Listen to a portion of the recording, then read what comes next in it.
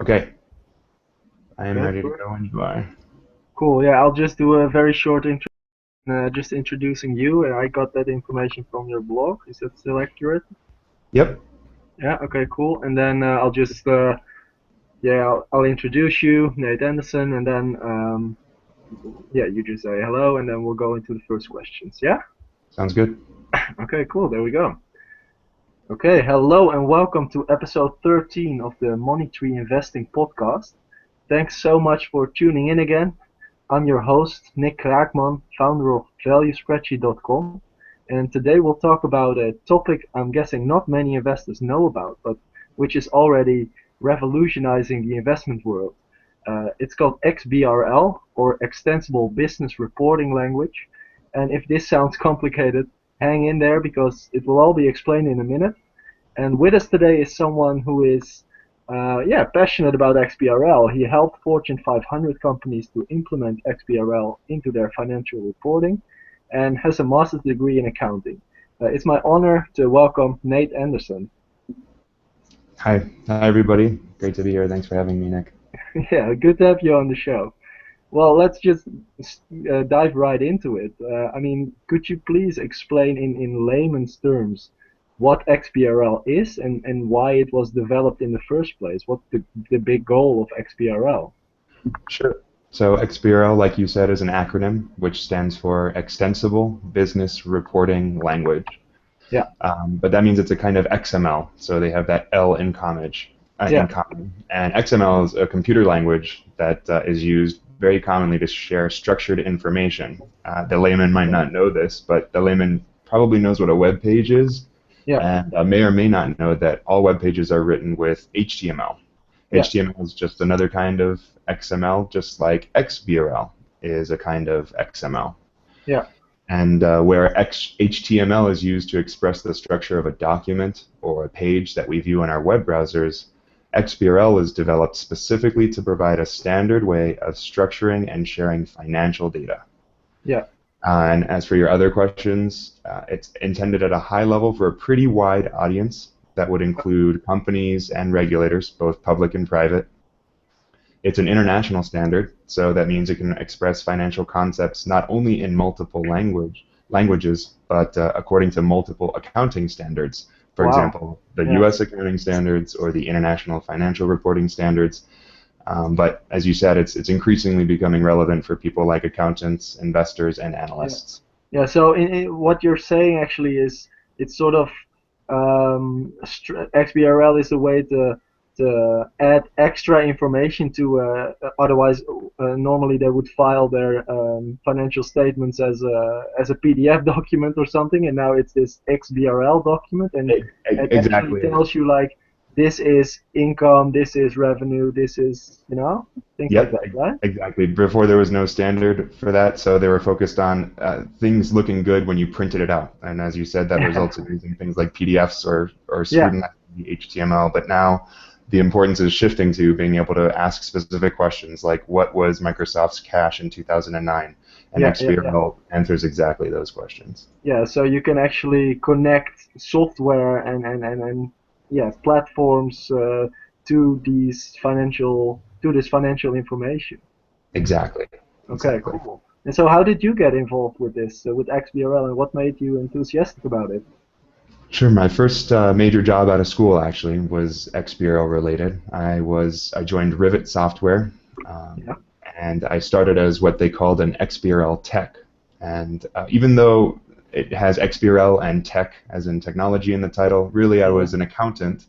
Okay. And I got a master's of accounting degree. Yeah, yeah, So I learned the U.S. generally accepted accounting principles, or U.S. GAAP, pretty well. yeah. And Cool. XBRL has a way of identifying all those US GAAP taxonomies so that I Okay. could use those to tag public companies' financial statements. And the And taxonomy, can you explain what that means? exactly, so taxonomy is at the core of XBRL, and it basically means a chart of accounts defined in XBRL. So it might, for example, have three tags in it, and we'll talk about tags in a second, but those Yeah, tags would be revenue, expense, and net income. So it's a yeah, chart of accounts for everything you want to describe. Okay, Then cool. the things you might want to describe are what we call tags. It's just those individual accounts, Yeah, and you yeah, generally there's one tag for each of the values in their printed financial statements. yeah, yeah, yeah. Okay, so that's how you, with these tags, you identify what number means what in the document. Exactly. We took their HTML and which was just designed to be printed or viewed on screen, and we had to Yeah, break down each of the values and decide which tag was most appropriate.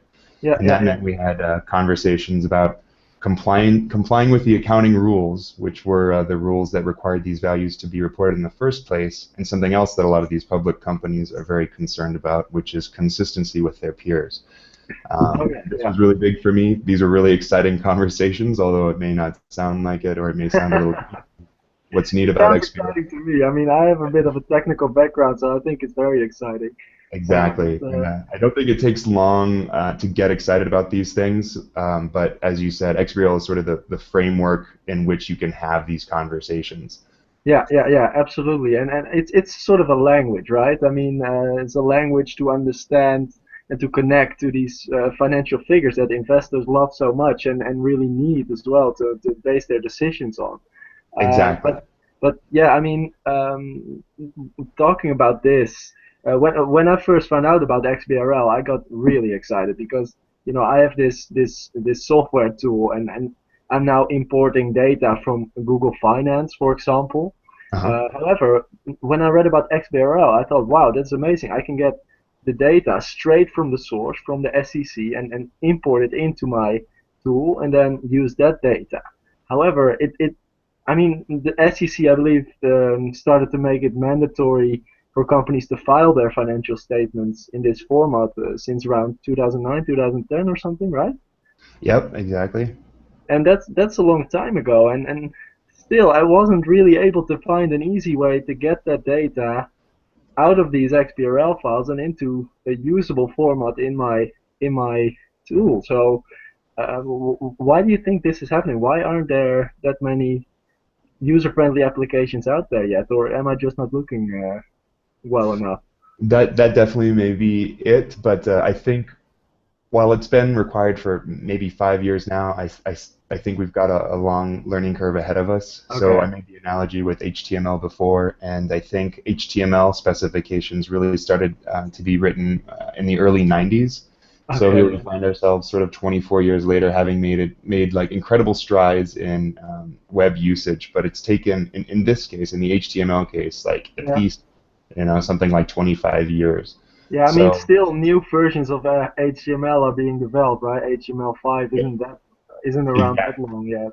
exactly. So everything, and you make another good point that's relevant for XBRL is these things are constantly under development. So there's this Yeah. sort of feedback loop with the creators of XBRL, the consumers of XBRL, and the guys writing the open source like standard specification that's Sure. constantly evolving. So I think that feedback loop itself is just starting to gain momentum. The first 5 years might have just been the spark that went from Okay. the spec writers to the standard setters or the regulators and the creators. I Yeah. think Yeah. Yeah. now maybe the next 5 years we'll see a couple of revolutions in that cycle that makes Yeah, I us mean, more I productive as far really as do see the possibility of XBRL revolutionizing the world of financial data, uh, especially since you already said it's an international standard. So it will be everywhere, right? I mean, I live in the Netherlands, in Europe, and I believe that from January next year, it will be mandatory for companies here to also file in XBRL format. And I mean, exactly. that will happen everywhere, right? Exactly. I see it happening everywhere the same way HTML being an open source international standard could be implemented anywhere. So as you pointed out, I think the Netherlands is at the forefront. The UK, I think Her Majesty's Revenue, Yeah, as well, which right? Marcy, yep, they require everything to be filed in what's called inline XBRL. And Oh then I yeah, think countries like Australia and New Zealand are leading XBRL taxonomy projects that are sort of more far-reaching and pretty cool. Plus, East Asian countries, I think, like Japan for their Edonet stock exchange, are using XBRL pretty regularly. So okay, it's nice. exciting to And see and, that and so it's not uh, limited no, internationally. no, no. That's a good development, right? I mean, there's definitely some momentum building up. And For so, sure. how do you see this continue into the future? How do you see the future impact of XBRL? How big is it going to be? That's a good point. So right now, and my opinion is pretty biased because of my experience with Rivet, Yeah. which was really focused on the compliance, right? As you said, the United States Security Exchange Commission has this mandate. So we're basically helping companies meet this mandate, which simply moved XBRL to the SEC's website.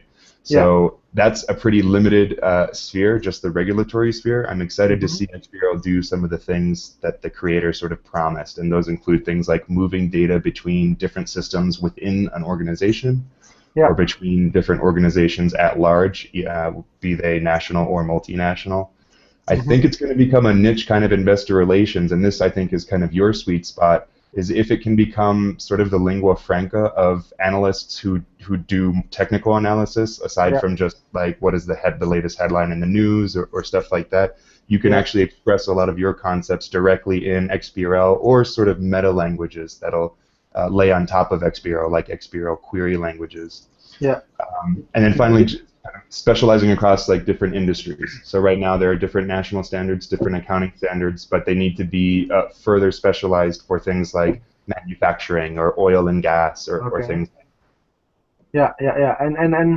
But when I hear all this, I really see the potential for it. But what I'm missing a little bit is and I mean, if you want to learn how to program, for example, you can go to a website called codecademy.com, and there Yep, you have a very simple uh, step-by-step process where you learn. Someone who doesn't know how to program at all, who hardly even knows what the word means, can become a decent programmer after just a couple of weeks. But I really miss a good resource for XBRL, how to start programming an application around one of these files. I mean, the files, when I see them, I think, wow, they contain all the data I want. I just don't know how to get it out, you know? absolutely, absolutely. So I totally agree with you, and unfortunately, I don't have a good answer to that. I definitely think that's a gap, and that gap is getting someone from sort of a business domain knowledge, which you already had, for example, Yeah, and understanding that XBRO has all these things you need yeah, between learning how to get at them. So all I can say is to get that brief introduction to XBRL, I yeah. think there are great free resources, namely at XBRL International's website, and they're sort of the consortium that manages the specification and everything. They've got some great free tutorials and learning What's the materials. website address? It's www.xbrl.org. Okay, cool. We'll definitely list that in the show notes. Any other Perfect. Yeah. things you You know, aside from Googling XBRL, I think you'll find a lot of redundant resources that really only go so far, to your Yeah. point. You'll definitely find other tutorials that sort of explain what XBRL is. Now, on the flip Hmm. side, we've got sort of we certain tools that sort of assume you're a developer and that you're pretty experienced with development at large. And those Yeah. tools take the form of open source. Generally, they're open source, so anyone can participate in the creation or development of these tools.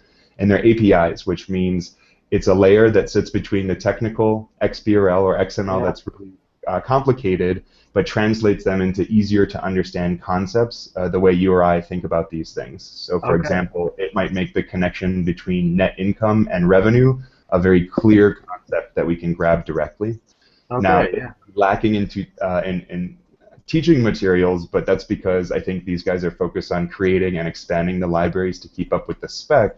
But what Yeah. it does mean is anyone who's interested in learning how to code in Python, for example, Yeah. can use the Xpira open source library Arel, Yes, I heard which about it. is Yeah.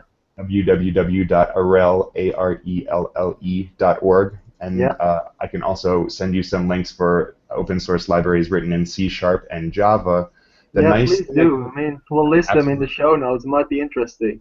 I hope so, and I hope someone. I've seen many people ask these questions, like, "What's a C# open source library I can use?" And we should really start throwing our momentum behind, I think, existing libraries, so that we can move our efforts elsewhere towards like explaining people how to use. You know, people who may not be developers, may come from an accounting background, can put Yeah. these APIs to use and make some neat apps. Yeah. Yeah. Yeah. Absolutely. Well, actually, I must tell you, I'm actually working on something like this myself. The couple of weeks I've been first trying to index the whole SEC's EDGAR database just to get the location and file names of all these XBRL files which are on there. I mean, they're not very the URLs of the SEC website are not very logically structured. So that was my first challenge, but I sort of succeeded already. And now the next challenge is to actually extract the data from these files. So it will be a big learning process, but maybe I'll be able to share some of my knowledge after I figured everything out. That would be fantastic. I think the burden ends up falling on guys like you and me who do that in our spare time, and as we make discoveries, sort of leave breadcrumbs behind for everyone else to pick up. Yeah, absolutely, because I actually came across your blog while researching XBRL. Because, yeah, so where can people go to find your writings?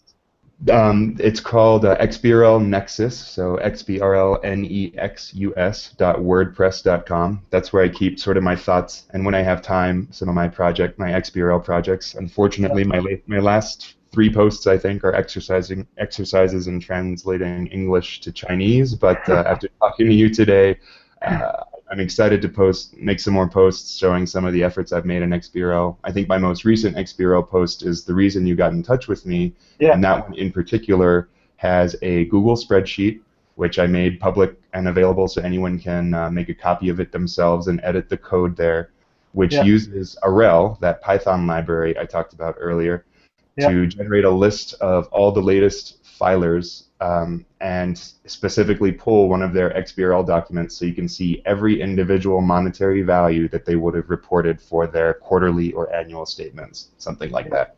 Yeah, that was really cool. That really sort of sparked my interest, because that's when I thought, oh wow, it's actually possible to import this data. So you really got me started on that, and that's why I really wanted to interview you as well.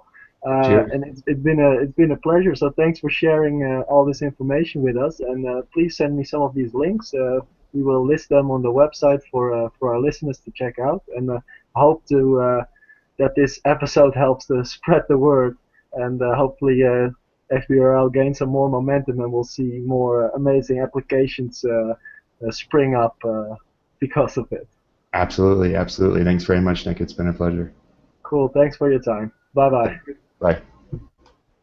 Well, that went well. I think so. So I'm going to stop the broadcast.